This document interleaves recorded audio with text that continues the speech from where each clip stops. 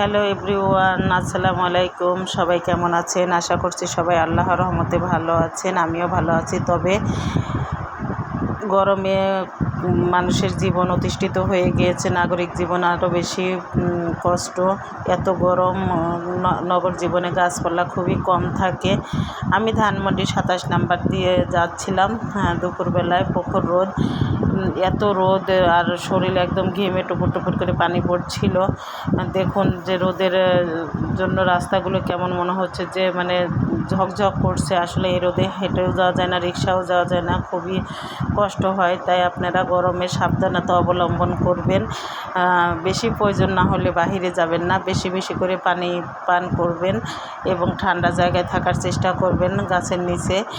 কারণ এই গরম থেকে মানুষের রোগ সৃষ্টি হচ্ছে, বিশেষ করে ডায়রিয়া, হিট স্ট্রোক এরকম রোগে সবাই জড়ায়ে পড়ছে।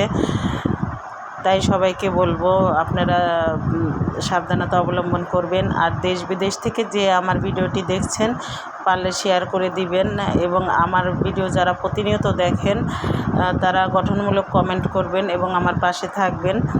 কারণ আপনারা গঠনমূলক কমেন্ট করলে পরে আমার খুব ভালো লাগে। আপনাদের অনুপ্রেরণা থেকেই আমি কাজ করার অনুপ্রেরণা পাই। আপনাদের সবার সুস্বাস্থ্য কামনা করছি। আপনারা ভিডিওটি দেখতে থাকুন। আমার ভিডিওটি কেমন হলো কমেন্ট বক্সে জানিয়ে যাবেন এবং শেষ পর্যন্ত দেখবেন।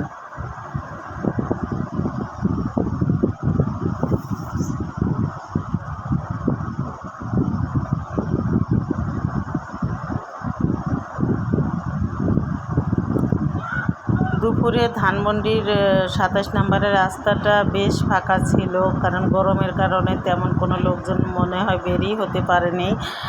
দেখুন এই রাস্তাটা সবসময় যানজট থাকে এবং 27 নম্বরে একটা সিগন্যাল আছে, সেখানে সিগন্যালও ছিল না এই দুপুরে।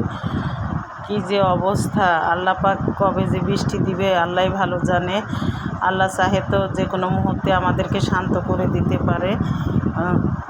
সবাই খুব ভালো থাকবেন, সুস্থ থাকবেন এবং সাবধানতা অবলম্বন করবেন। আল্লাহ হাফেজ।